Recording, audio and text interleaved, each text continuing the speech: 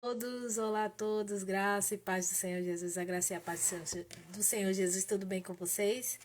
Mais uma semana se iniciando hoje, graças a Deus, porque até aqui nos ajudou o Senhor. Muito obrigado pela sua presença, muito obrigado pela sua participação, muito obrigado pelo seu interesse. Eu sou Juliana Veloso, congrego no Betel Brasileiro em Solânia, sob a direção do pastor Thales Vieira. Estamos iniciando mais uma semana para a honra e glória do Senhor, aqui pelo Centro de Oração e Adoração do Betel Brasileiro. Nós sempre buscamos consagrar essa live a Deus, pedir a ajuda dele, pedir a direção do Espírito Santo do Senhor, para que a gente possa ser bem-sucedidos, né? A Bíblia sempre diz isso. Graça e paz, Everton, tudo bem? Que bom você estar aqui juntinho conosco, agora logo no início. E o plano do Senhor é que a gente consagre os nossos planos a Ele para que tudo venha a dar certo, tá certo? Hoje a gente vai refletir um pouquinho sobre cura. Isso, nós vamos refletir sobre cura. Porque num cenário como esse, né, é que estamos enfrentando uma pandemia, um problema sanitário de alcance internacional, planetário, vamos assim colocar, é necessário que a gente saiba o que é que as escrituras tratam, falam a esse respeito, né? O que é a doença, o que é a cura? Será que a gente pode clamar por cura? Até que ponto nós podemos clamar por cura? Todas as pessoas vão ser curadas? As pessoas vão receber essa bênção da parte do nosso Deus? Então é necessário que a gente faça essas reflexões para que a gente seja fiel ao que a palavra coloca nesses termos. Bom dia, Dulce. Vi suas fotos lá, feliz, viu? Gostei de vê-la lá no Instagram. Então, a gente hoje vai refletir sobre cura. Eu estava falando aqui com Everton, viu, Dulce? Vamos consagrar a atividade de trabalho, né, as atividades, a semana de trabalho, melhor dizendo, do Betel Brasileiro como um todo. Vamos continuar intercedendo pelo nosso país. Eu não sei se os irmãos tiveram acesso a um vídeo em que o ex-presidente Luiz Inácio Lula da Silva está recebendo a bênção, né? Uma bênção aí de outras religiões. Não sei se os irmãos tiveram acesso, mas o meu boa noite quando eu cheguei do culto foi esse. Então a gente vai colocar isso também aqui na pauta e vamos orar e vamos nos interpor sobre estas coisas. Porque a igreja do Senhor é uma igreja que não somente assiste a tudo passivamente, amém, amados?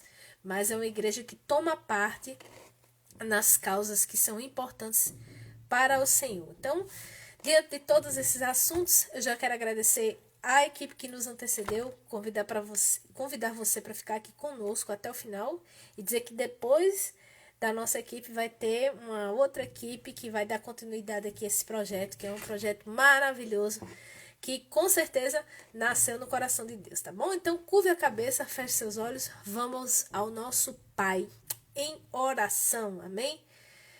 Senhor, em nome de Jesus, nós te adoramos, nós te bendizemos, nós amamos, Senhor, o teu nome, quem tu és, a tua glória, a tua majestade, a tua magnificência, Senhor, a tua excelência, a tua onipotência e o teu poder, a tua dignidade, Senhor. Só o Senhor é santo, só o Senhor é digno de receber toda a nossa honra, todo o nosso louvor, toda a nossa adoração. Pai, muito obrigada por tudo, muito obrigado por mais uma semana que o Senhor nos concede, meu Deus, por mais um dia, mais uma segunda-feira, iniciando, meu Deus, os trabalhos para a honra e glória do teu santo e poderoso nome. Nós consagramos a ti, meu Deus, estes minutos. Esperamos e dependemos do teu Espírito Santo, Pai, para poder ministrar com poder, com vigor, com precisão, com sabedoria, com autoridade, com fidelidade, Pai. Expõe a tua palavra nesse lugar, dirige o nosso coração, meu Deus, quando estivermos orando. Captura a mente, meu Deus, captura o coração dos meus irmãos que estão aqui presentes para que eles possam prestar atenção, receber, assim como eu, desejosa que estou de te ouvir falar e de receber, meu Deus, os teus ensinamentos. É assim que eu oro, já te pedindo perdão pelos nossos pecados e pedindo que o Senhor gere em nosso coração um arrependimento genuíno, um arrependimento que redunde e resulte em vida. Arrependimento não para a morte, mas o arrependimento que resulta em vida, conforme está escrito no livro de Romanos, ó Pai. É assim que eu te peço, é assim que eu oro, consagro essa live a ti. E é assim que eu já te agradeço em nome de Jesus. Amém. Glória a Deus. Então, sejam muito bem-vindos, meus irmãos que estão aqui comigo nesse horário, Dulce, Everton e a Dulcinete. Hoje a gente vai iniciar a nossa live refletindo sobre cura. Graça e paz do Senhor, Elana. Tudo bem? E a gente vai refletir um pouquinho sobre o que a Bíblia trata, sobre o que a Bíblia diz a respeito da cura física, da cura emocional, da cura como um todo, tá? A primeira questão que a gente precisa ter em mente é que a doença, ela é uma realidade. Ela é uma realidade que é um resultado da nossa queda, né? Adão e Eva, antes da queda, eram perfeitos. Eles possuíam corpos glorificados. Eles não possuíam as fraquezas e as suscetibilidades que o nosso corpo agora, depois de todo pecado, tem. Então, eles não adoeciam, tá certo? Eu fico imaginando, amado, o desespero da primeira doença que Eva e Adão tiveram de enfrentar. Imagine você ter um corpo glorificado e depois cair para essa decadência que a gente tem em termos de estrutura física, né? O nosso corpo, ainda que seja magnífico e glorioso, ele não é nem de longe o que era, né? É tanto que o ato final da nossa redenção vai ser a glorificação do nosso corpo. Então, nós teremos um corpo que não vai padecer das coisas que atualmente nós enfrentamos. A Everton está dizendo aqui, falar em cura, eu tenho agradecimentos. Ô, Glória, ok. Já vai guardando aí para do meio pro final, viu, Everton? Você vai colocando aqui no chat, tá bom? Então, doença e morte são frutos da queda do homem, lá no Éden. Ao longo do Antigo e do Novo Testamento, as pessoas sempre clamaram por cura. Então, pedir por cura não é heresia. Tem gente que glamoriza a doença, né? Na doença, o nosso Deus ministra. Na doença, o nosso Deus corrige. Na doença, o nosso Senhor comunica algumas coisas que de outro modo, de outra sorte, não seria possível. Mas não glamoriza a doença porque é você glamorizar o sofrimento, tá certo? Se doença fosse um negócio bom, ninguém tomava remédio, né? Você ficava lá, né? Celebrando, glamorizando, que bom que eu tô aqui sofrendo, fala a Deus. Não, tá? Então não vamos ter as coisas sem a justa medida. Seja muito bem-vinda, Marlene. Junte-se aqui à nossa intercessão, tá certo? Então, nós estamos refletindo sobre cura.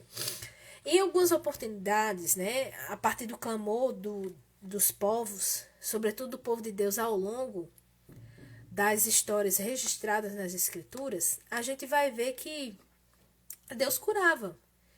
Deus curava algumas pessoas. Eu me lembro agora do exemplo de Naamã, né? A gente tem uma tendência de achar que Deus cura só indivíduos do seu povo. Deus cura quem vai em busca e crê que ele cura, sobretudo, né?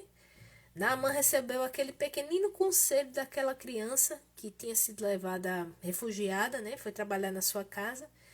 E aquela mocinha, num território tão hostil, falou para a esposa de Naamã que se o meu senhor estivesse lá na minha terra, ele iria ouvir o profeta e ele seria curado.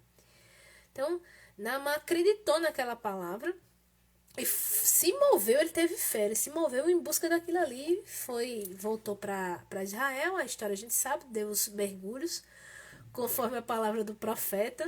E a primeira cura que aconteceu em Naamã, a gente sabe, foi uma cura de ordem psicológica, emocional, porque ele era muito prepotente, ele era muito soberbo, né? E o primeiro tratamento do profeta de Deus, olha, o profeta é um negócio sensacional, viu? O profeta nem recebeu Naamã. Disse assim, vamos começar a tratar esse homem desde já. Olha, faça isso, isso e isso. Nem abriu a porta para receber, ficou indignado, mano. Naamã ficou indignado, né? Porque ele se tinha em alta conta, era uma pessoa que desfrutava de honras, de posição, de títulos e esperava ser atendido nesses termos, e não foi. Então Deus já começou a curá-lo daí. E graças a Deus ele teve um coração que acolheu o conselho, né? Dos seus subordinados.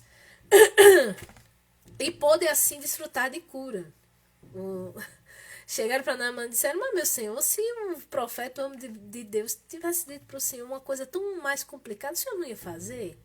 Então, em outras palavras, o senhor já está aqui, não complique não, homem, vai dar um mergulho ali que o negócio vai se resolver. Então, às vezes tem coisas que a gente complica, amado. Tem uns processos de cura que a gente complica, né? A gente espera coisas, sei lá, de repente extraordinárias, malucas, né? A gente idealiza a cura de um modo. Lembre-se do paralítico ali, perto do tanquezinho de Betesda. Coitadinho, ele tinha aprendido a vida inteira que o modo de se curar era só se alguém o lançasse dentro daquele tanque, né? Mas estava todo mundo ali numa condição precária de vida e de morte. E assim, farinha pouca, meu pirão primeiro. Todo mundo tentava mergulhar quando as águas eram agitadas e o paralítico não conseguia. E ele tinha aprendido que a cura dele só viria daquele jeitinho. Jesus vem a ele e pergunta, né? Você quer ser curado? Não é uma pergunta chocante, amados. Porque a gente pensa que todos aqueles que estão padecendo de uma necessidade de cura querem de fato ser curados. Tem gente que às vezes não quer ser curada, amado. Vocês sabiam disso? Porque conseguiram desenvolver toda uma rede de atenção torta, né? Ao redor, em função de sua enfermidade ou desta enfermidade, e nela obtém o afeto que deseja, a atenção que busca, o cuidado que lhe seria dispensado, né? Enfim, que lhe é dispensado, agora que deveria ser dispensado de outro modo e não. Então a pessoa muitas vezes não quer se livrar daquela condição de enfermidade, às vezes tem direito a um benefício. Gente, eu já ouvi tantas coisas, né? E vocês que também têm caminhada cristã, vocês também já devem ter ouvido muitas histórias que deixam a gente perplexo, né? As pessoas às vezes não querem ser curadas, porque acham que é mais negócio estar doente do que receber a cura. Por isso que a pergunta de Cristo, ela é necessária. Você quer ser curado? Se você quer ser curado, então escute o que o Espírito Santo diz, certo? Então, Deus curava, Deus cura, Deus continuará curando. Em algumas vezes, Deus curava de forma direta. Vai lá em Gênesis 20, 17. Gênesis 20, 17. A gente está ministrando sobre cura, porque a gente está num tempo em que doença, minha filha, é o que mais tem, né? 20, 17.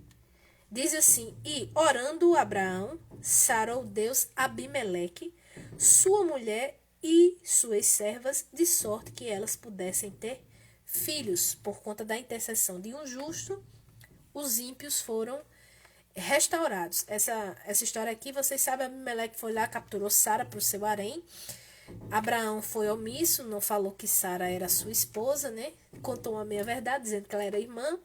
E lá foi Abimeleque, levou embora Sara e a colocou no seu harém. Por conta disso, Deus permitiu uma esterilidade nas mulheres lá no reino, né?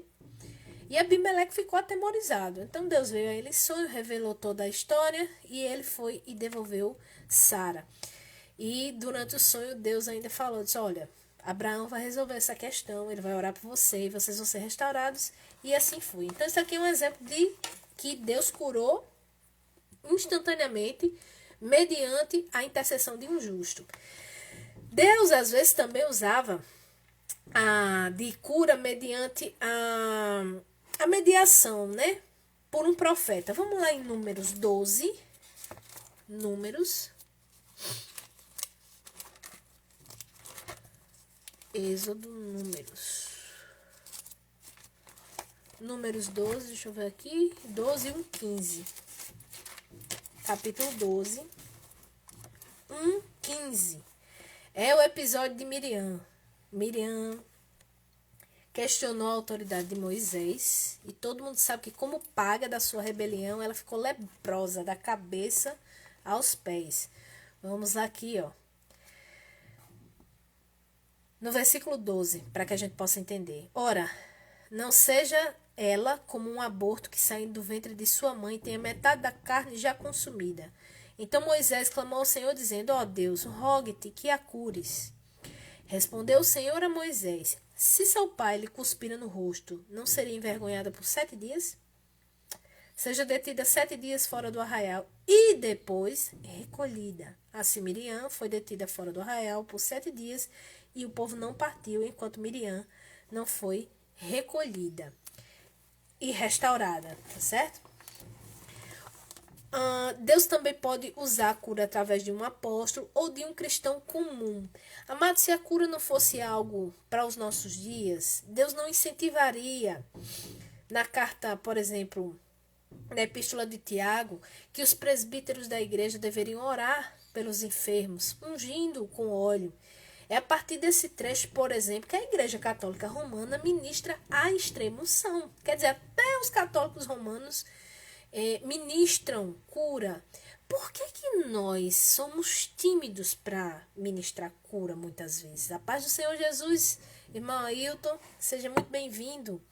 Não podemos, amados. Isso é uma realidade nas Escrituras. Jesus curou 41 vezes. Tem 41 registros de cura nos evangelhos. E, de uma forma geral, era por meio de intercessão. Às vezes é que agentes, medicinais eram utilizados de vez em quando. Hoje parece que se torna norma a gente sempre, repousar a nossa fé na intervenção do agente curativo, um remédio, uma injeção, enfim, o que seja, para que isso seja um instrumento da cura de Deus e não propriamente a oração e a fé.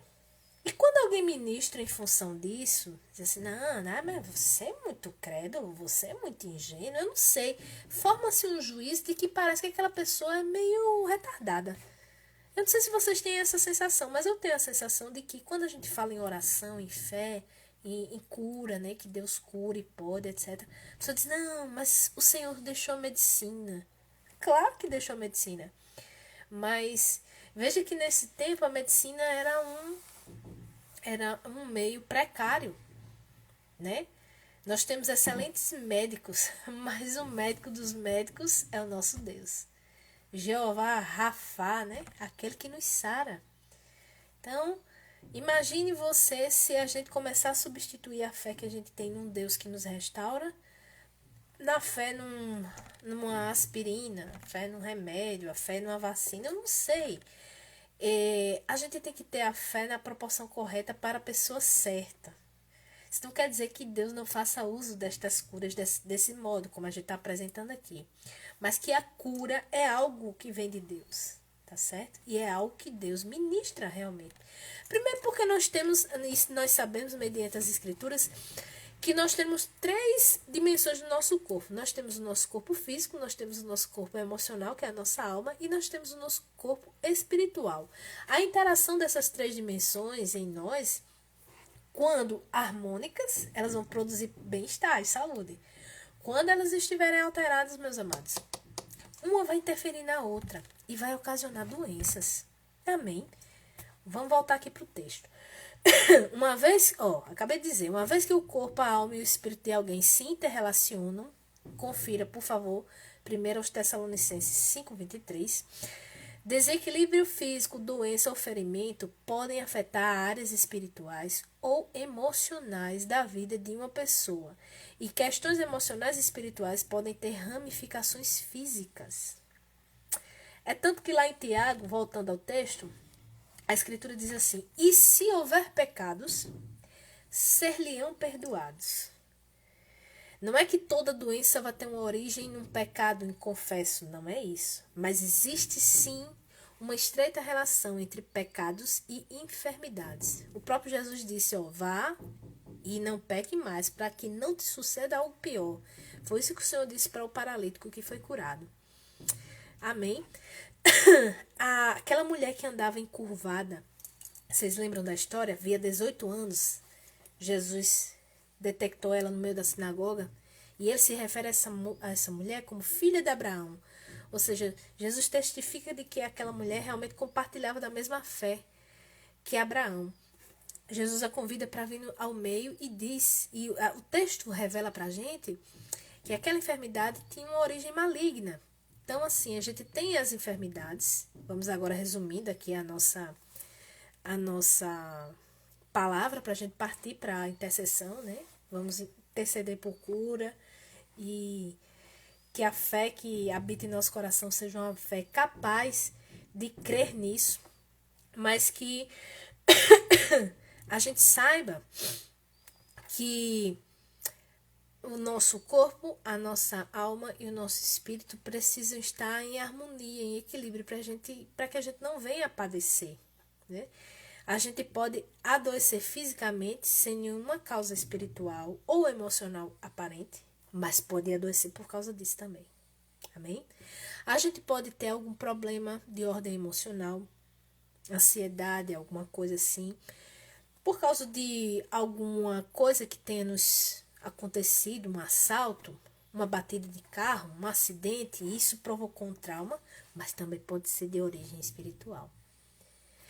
E às vezes a gente tem perturbações espirituais por causa de dores muito agudas na nossa alma ou no nosso corpo, que não tem origem maligna, mas a gente pode ter problemas espirituais que são de ordem completamente transcendente. Amém? Então a gente tem que, como cristãos, entender que a doença e, por consequência, a cura podem estar relacionadas a esses diversos tipos de situação que eu acabei de mencionar para vocês, tá certo? A gente não pode nem eliminar um lado só, tipo assim, não tem origem espiritual, só tem origem física, é só na dimensão física. Nem pode só crer na dimensão física e eliminar a espiritual, amém? Então vamos ao Senhor em oração, se vocês tiverem pedidos relacionados à cura. Vão colocando aí no chat. Everton, chegou sua vez, por gentileza, vá colocando aqui, viu, meu irmão? Não sei se é um pedido ou se é um testemunho que você deseja compartilhar conosco. Deixa eu saudar aqui, temos audiência direto de Guayaquil, no Equador, de Javier Apolinário. Tudo bem, meu irmão? Saludos desse Brasil. E vamos ao Senhor em oração. Curva a cabeça e feche os olhos. Senhor, em nome de Jesus, primeira coisa que eu quero te pedir, ó Deus, é que o Senhor estabeleça nos nossos corações a tua verdade santa, Pai, a respeito de cura, da cura física, da cura divina. Nós, quando lemos as Escrituras, nós vemos Jesus, que o Senhor curava, era parte do teu ministério aqui nessa terra. E nós sabemos e cremos que o Senhor continua curando. Entretanto, meu Deus, há irmãos que enfrentam uma certa dificuldade, uma certa incredulidade, meu Deus, para acreditar que estas coisas são possíveis hoje em dia.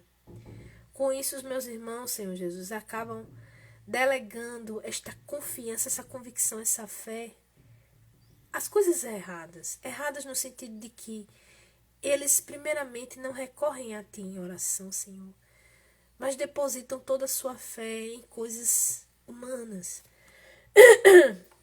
na capacidade intelectual do médico, na estrutura excelente do hospital, nas relações que mantém, meu Deus, com enfermeiros, com funcionários da área de saúde, como uma garantia de que estarão protegidos, de que terão a sua saúde plenamente preservada e assistida. Pai, eu peço perdão por esse raciocínio, porque eu sei que a nossa expectativa em tudo tem que estar primeiro no Senhor. E o Senhor é quem vai distribuir os modos como deseja nos curar. Então, meu Deus, nos ensina a crer nestas coisas novamente, Senhor. Restaura no nosso coração essa fé. Faz, ó Pai, com que esse ensino ele seja resgatado nas igrejas. Que os teus filhos eles possam e voltem a crer que o Senhor é soberano sobre todas as coisas, inclusive sobre o nosso corpo físico, sobre a nossa alma, sobre o nosso espírito. E com um toque é capaz de colocar tudo no lugar, meu Deus. Nós temos, meu Deus, depositado a nossa confiança e a nossa convicção em coisas que não te glorificam, Senhor, primeiramente. Por favor, meu Deus, que o nosso medo, o nosso receio, a nossa falta de fé não se torne, meu Deus, empecilho para a tua compaixão de vir até nós e nos questionar se nós de fato queremos ser curados, Senhor. Supera, meu Deus, as nossas limitações, supera, Senhor, as nossas decepções, supera, Senhor, a nossa insegurança e ministra, Pai, de maneira completa ao nosso coração, de que o Senhor é plenamente capaz de restaurar não somente a nossa vida, como a vida dos nossos irmãos e daqueles por quem nós intercedemos, ó Pai.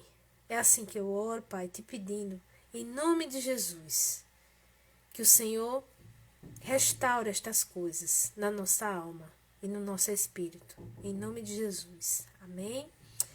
Glória a Deus. O Everton está dizendo assim, eu quero pedir oração pela minha noiva Rebeca, que vai fazer um exame mais tarde, mediante os pulmões, exame de pulmão, que não ocorra intercorrências e que dê tudo certo, que Deus opere naquela UTI. Amém.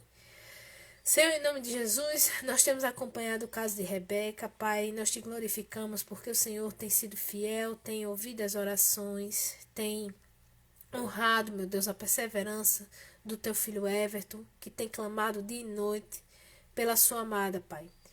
Então, meu Deus, eu já te apresento esse procedimento que a nossa irmã vai ter que realizar, meu Deus, amanhã, que haja um diagnóstico preciso, correto, certeiro, acurado, que não haja, meu Deus, nenhum tipo de complicação, nem intercorrência, nem que isso venha, Senhor, a comprometer a escala de recuperação que o Senhor está promovendo em Rebeca, meu Deus. Que tudo saia de acordo com a tua programação, que não haja um problema e que os resultados sejam os melhores possíveis, Senhor. Acalma o coração de Rebeca, que vai ser submetida, meu Deus, a esse exame, de toda a sua família, para que o melhor, meu Deus, seja apresentado e se estabeleça sobre a vida dela, em nome de Jesus. É assim que oramos e já te agradecemos. Amém?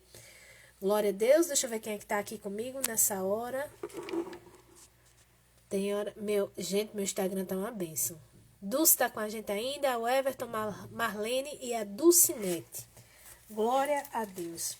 Vamos tratar agora, amados, sobre um tema que está muito em voga por conta do que aconteceu no Afeganistão, que é perseguição. Certo? O que é perseguição, né? Às vezes alguém diz assim, ai, missionária, eu estou sendo tão perseguido. Será? Né?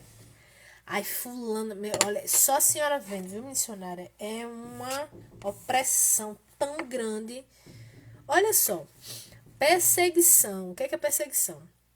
Normalmente a perseguição ela vai envolver assédio e opressão por causa da nossa convicção religiosa. É o famoso, ai, fulano tá me perseguindo só porque eu sou crente. Então tudo bem, é perseguição. Tá certo? Agora, se nós, de algum modo, estamos cooperando para aquela reação, a gente tem que fazer um exame. Será que a gente não está sendo inconveniente? Será que a gente não está, né, assim, desonrando o testemunho público que a gente precisa dar como filhos do Senhor? A gente tem que saber disso, tá certo? Mas, enfim, perseguição envolve assédio e opressão. Assédio é aquela coisa insistente, que não, sabe, não cessa nunca. E a opressão traz o sentido de peso, sobrecarga, ok? E assédio e opressão resultam em sofrimento e aflição física e emocional. Então, isso de fato é uma perseguição. Se tem assédio, se tem opressão e se essas coisas trazem aflição e sofrimento emocional, então a gente está passando de fato por perseguição. Do contrário, É só uma cisma nossa mesmo. Pode ser uma cisma, tá bom? A tribulação deve ser um aspecto esperado na vida cristã. Por quê? Porque a gente vai viver de acordo com padrões que o mundo não consegue cumprir, sem a ajuda do Espírito Santo. Então imagine você que eu e você estamos lidando ou convivendo em um ambiente em que as pessoas não conhecem a Cristo, não conhecem o Evangelho, não têm o auxílio do Espírito Santo de Deus para viver de acordo com estes padrões da palavra. Então a pessoa vai ficar com ódio. Porque ao mesmo tempo em que ela vai ser instada a abraçar esses padrões, ela vai reconhecer que não consegue, mas tem uma pessoa que sim. É por isso que a Escritura diz assim, olha, antes do mundo me odiar, Jesus disse. Antes do mundo, odiar vocês, odiou a mim. Porque em Cristo a palavra inteira se cumpriu, né? E os judeus ficaram indignados. Poxa, como é que ele pode? Como é que ele consegue? E a gente não. Nós somos filhos de Abraão. Né? Começam a ter reações muito malucas quando a gente topa com alguém que verdadeiramente vive à luz da palavra. Então isso suscita umas reações bastante acaloradas e adversas. Voltando aqui ao texto. A tribulação é um aspecto esperado da vida cristã e parte porque cristãos vivem de acordo com padrões e princípios mais justos do que aqueles que são defendidos por descrentes. E a perseguição por causa da fé não é insuportável nem inútil. Vamos lá em João. Se eu e você estamos sofrendo. João 16:33. Isso não é em vão. Graças a Deus, né? Porque quem não conhece a Cristo sofre e sofre em vão. Porque o sofrimento não vai produzir resultado nenhum, benefício nenhum para a vida dela. Mas em Cristo, olha só o que acontece. Estas coisas, Jesus vem relatando, né? O que é que vai acontecer com os discípulos. E diz assim, essas coisas vos tenho dito para que tenhais paz em mim. No mundo passais por aflições, tereis aflições, mas tende bom ânimo, porque eu venci o mundo. Alguns irmãos ficam só com as aflições, né? Mas o versículo vai adiante, viu? A gente tem aflição, mas o nosso Senhor venceu o mundo, então a gente vai vencer também. Qual é a fé que vence o mundo? É a fé que testemunha que Jesus é o Filho de Deus. Nisso está a nossa vitória sobre o mundo. Everton está dizendo aqui, como eu falei no pedido de oração, eles estão para efetuar um exame minucioso sobre os pulmões, que será para tratá-los mais assertivamente. E o médico falou que ela é um milagre, pois passou por muitas complicações, a gente sabe, né, Everton? Ela é sim um milagre, ela está sendo plenamente restaurada, para a honra e glória do nome de Jesus. Voltando aqui. Então, a perseguição também é inevitável por essas razões. O mundo odeia Deus. O mundo odeia Deus. O mundo ama um Deus que ele mesmo erigiu como sendo o Deus da Escritura. Mas o Deus da Escritura é o Deus que nós conhecemos com seus atributos e características e reações. O mundo odeia o Deus verdadeiro, que é o Deus da palavra. O mundo quer um Deus Papai Noel. O mundo quer um Deus que tudo perdoe, né? Um Deus que tudo perdoe no seguinte sentido, no final vai dar tudo certo para todo mundo, entende? Eles não concebem a ideia de um Deus vingador, justo, santo, e um Deus que vai retribuir a cada um segundo as suas obras. Este mundo que nós temos agora na atualidade não concebe essas coisas. Então, o mundo pecaminoso odeia Deus. Tem uma outra coisa que também vai causar muita perseguição. A carne luta contra as coisas do espírito. Então, alguém que é muito carnal vai sim pegar no seu pé. Vai sim infernizar a nossa vida. Porque aquela pessoa não entende nada. Ela não se submete a nada. Ela é completamente carnal. A Bíblia diz que o homem carnal não entende as coisas espirituais. Consequentemente, ele vai ver na minha conduta e na sua conduta uma afronta direta ao comportamento dele. E só vai ter duas reações para ele. Ou ele se submete ao testemunho que ele recebe diariamente de você e de mim. Ou então ele vai querer eliminar esse testemunho. para que aquele peso que está na consciência dele não aumente a cada dia. Vocês estão entendendo? Amada, às vezes isso acontece até dentro da igreja. A perseguição dentro da igreja. Mas missionária, a pessoa é crente, será que é? Não, mas olha, é líder do círculo de oração, é líder não sei das quantas, é tia na escolinha, é pastor não sei das quantas. Quem sabe é Jesus, viu? Não se iluda com essas coisas, não. Se você está andando com Jesus, a palavra diz, aquele que quiser viver piedosamente em Cristo Jesus vai padecer perseguições. Certo? E 3, a tribulação é inevitável em uma vida justa. Os cristãos, para finalizar, são sustentados em meio às tribulações, com ajuda, força e poder de Deus para enfrentar essas dificuldades. Vamos lá em Romanos 8, 35 e 39, para a gente partir para o segundo momento da oração. Romanos 8, 35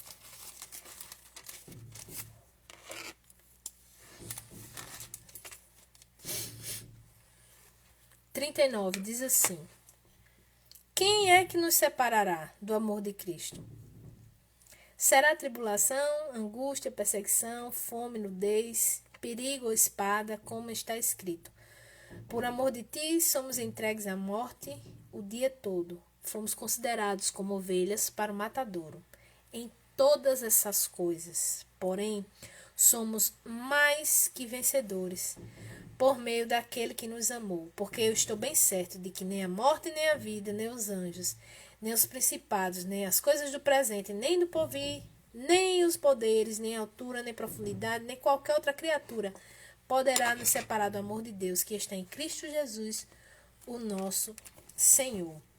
Tribulações existem, as tribulações, elas têm uma função, elas vêm para provar a nossa fé e aperfeiçoar a nossa conduta e no final nós sairemos vitoriosos. Nós já somos mais do que vencedores em Cristo Jesus, porque nada destas coisas vai poder nos separar daquele que nos concedeu a vitória, que é o nosso Senhor Jesus. Amém? Então, curva a cabeça e fecha os olhos para que a gente saiba receber e passar por esses momentos com graça, com leveza, na medida do possível, com saúde mental e principalmente em íntima comunhão com Deus.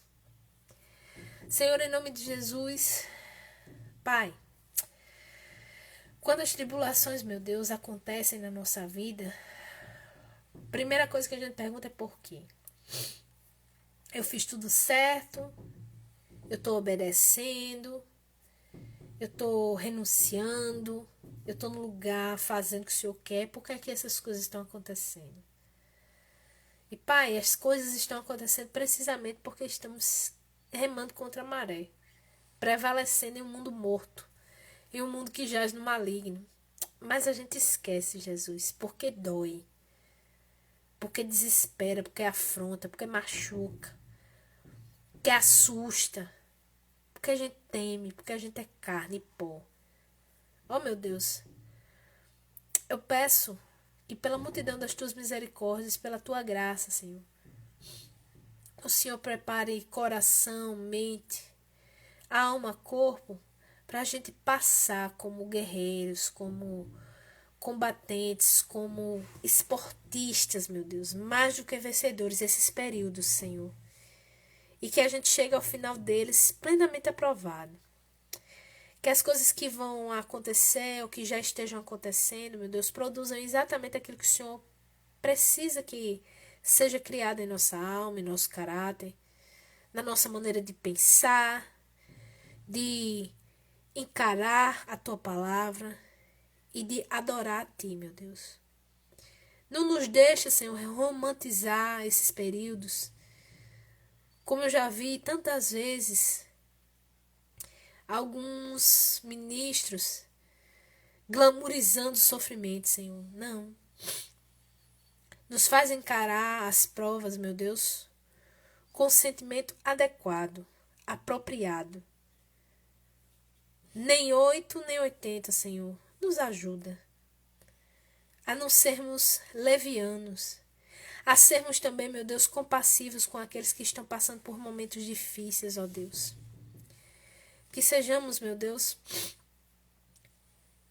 compassivos com eles, que saibamos chorar com eles, que saibamos, Senhor, entender a dor, entender o sofrimento e com isso, meu Deus, consolá-los da maneira adequada, interceder por eles da maneira devida. Senhor, olha para todos aqui que estão passando por problemas, por tribulações, por dificuldades. Vai ministrando a saída, Senhor, vai ministrando aquilo que é necessário, que cada um aprenda, ó Deus. Vai dando graça, sabedoria, saúde, virtude, poder, revelação, entendimento, Senhor. Para que estes períodos, meu Deus, sejam períodos de profundo e inesquecível aprendizado. Que produza para nós, meu Deus, como a tua palavra diz, eterno peso de glória, Senhor. E que a gente encare esses momentos como leves e momentâneos, assim como Paulo falou, Senhor. É assim que eu oro e já te agradeço. Em nome de Jesus. Amém? Graças a Deus. Deixa eu ver aqui. Everton, você colocou aqui. Everton colocou aqui para nós assim, ó. Dificuldades, né? A Rebeca enfrentou algumas dificuldades no decorrer da internação e está vencendo a luta. Deus é maravilhoso e está trabalhando. Amém. É isso aí, Everton. Deixa eu passar aqui mais uma vez as tropas e revista. Olá, do Cinete e ao irmão Ailton Viana. Já está chegando aqui, caminhando aqui para o final da nossa live. Faltam 16 minutos. Se vocês tiverem mais motivos de oração, coloquem aqui no chat, mas basicamente a gente tratou hoje sobre 2 temas: cura, perseguição e tribulações, né? E agora eu queria saber se vocês viram, que a gente vai passar para as intercessões gerais, esse vídeo de Lula, recebendo a bênção aí de religiões, né? Outras, não vou dizer quais, porque esse vídeo aqui vai para o canal do YouTube, e eu espero driblar o algoritmo do YouTube. Mas Lula ali fazendo e recebendo, né, bênçãos. E é importante que a igreja saiba que não há conciliação com as trevas. Não há possibilidade de conciliação. Alguns irmãos são muito entusiasmados, né, em termos políticos, com um espectro político que é historicamente, politicamente, juridicamente contrário ao evangelho. Então a questão se coloca em termos muito claros e muito práticos. Espera-se que a igreja de Jesus não se associe às trevas. Então, desde já, é necessário que nós nos coloquemos em intercessão e oração para que o nosso povo tenha as escamas dos olhos arrancadas, para que não coopere com aquilo que pode ser uma tragédia para a igreja brasileira. Amados, essa luta que nós estamos atravessando é uma luta espiritual. Nós, como igreja, não podemos abandonar o governo à própria sorte. Os homens precisam de respaldo do céu para governar com justiça e com paz.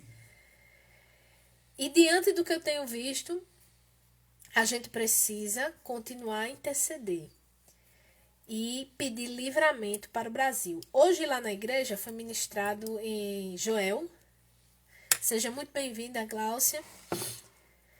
Nós ministramos, né? Nós tivemos essa oportunidade de ler a convocação, né, solene que Joel faz ao povo de Deus daquela época para se arrepender e voltar aos caminhos do Senhor. Em face de 2 calamidades que estavam profetizadas, agendadas para eles, caso eles não se voltassem de todo o coração para Deus. Uma era a escassez de alimentos, a outra era uma invasão terrível do exército assírio que iria devastar a terra.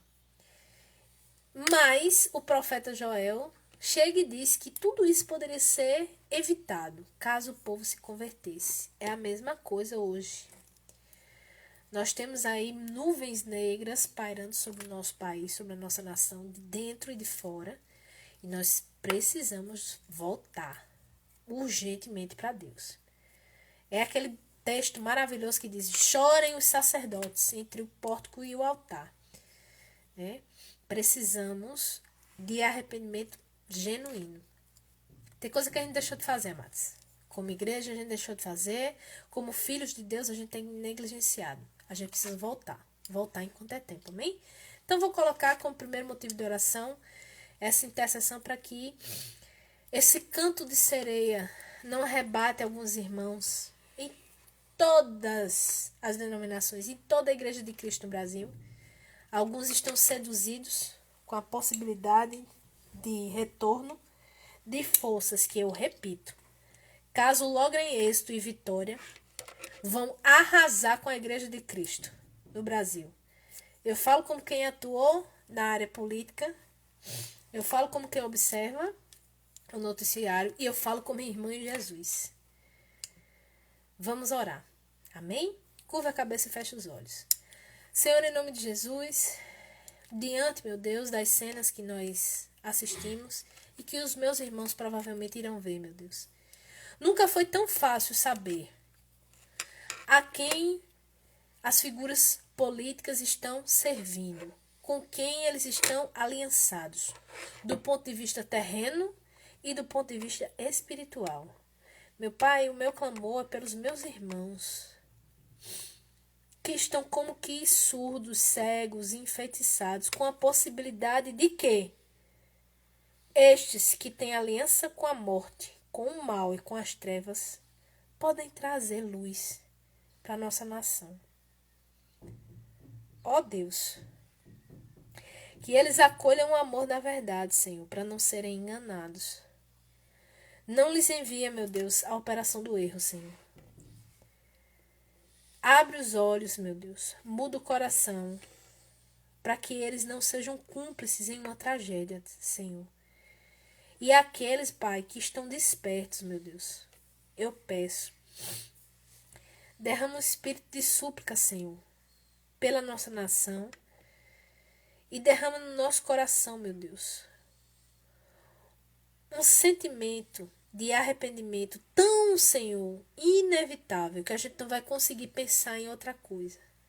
Porque do contrário, Senhor, se a gente não se arrepender, esse avivamento não virá, Senhor. A Tua palavra mostra, meu Deus, que todo avivamento é precedido por arrependimento. Arrependimento individual e o arrependimento coletivo, Senhor. É assim que o Senhor opera. É assim que o Senhor envia o Espírito Santo. É assim que o Senhor muda os destinos da nação. Mas, Senhor, a cúpula da igreja brasileira não tem se dado conta disso, Senhor.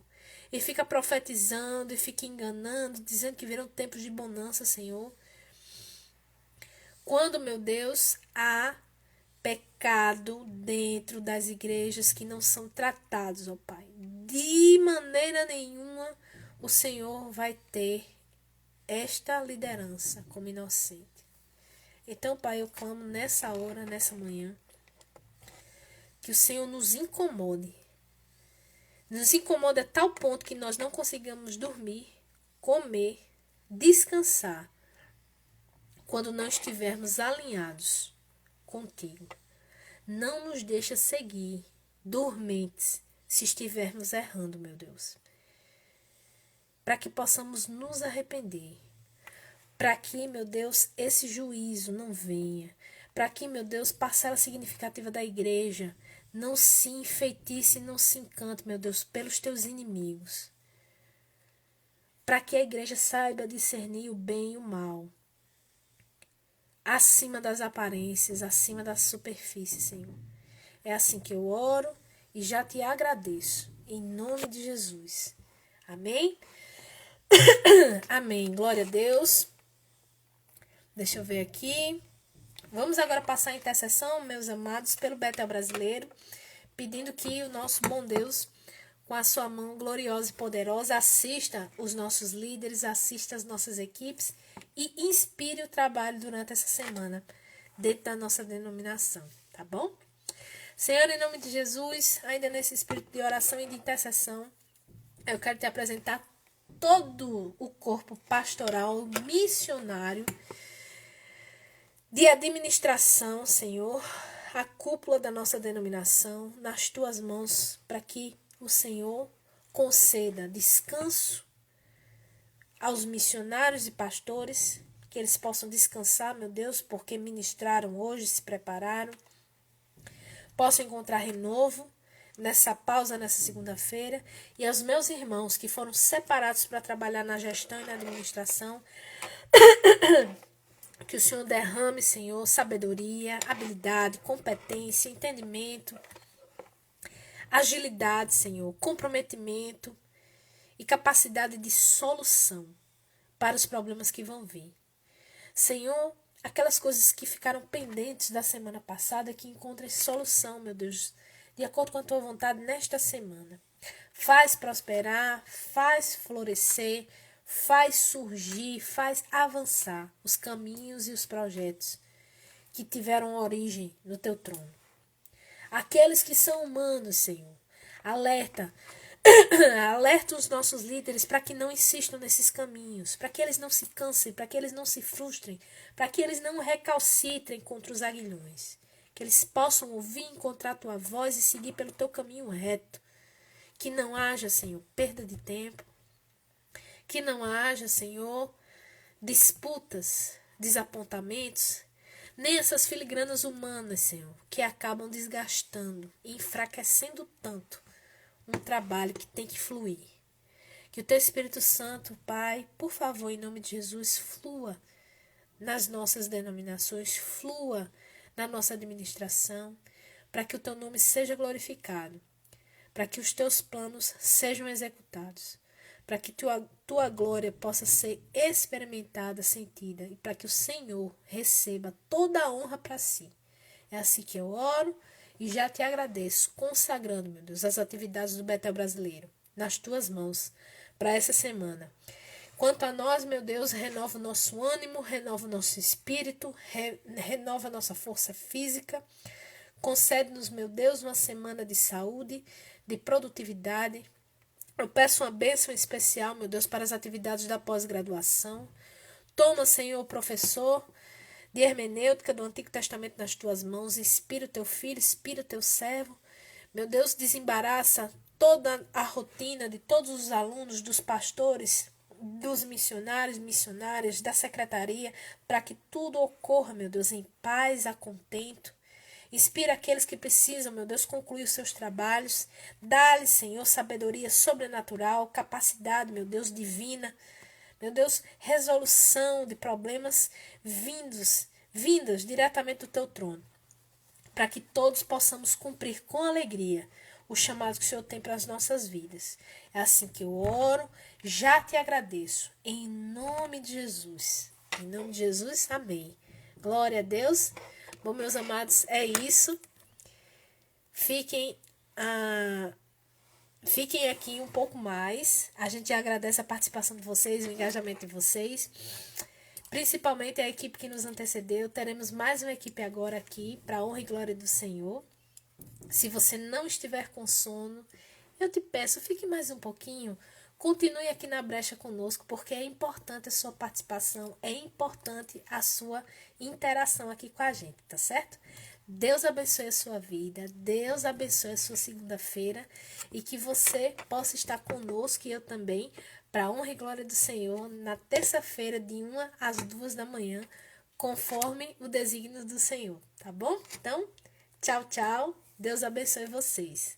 Imagina, Everton, a gente é que agradece aqui a sua participação, tá certo? Deus abençoe a sua vida e Deus está cuidando de tudo aí relacionado à sua noiva Rebeca, tá bom? Tchau, tchau.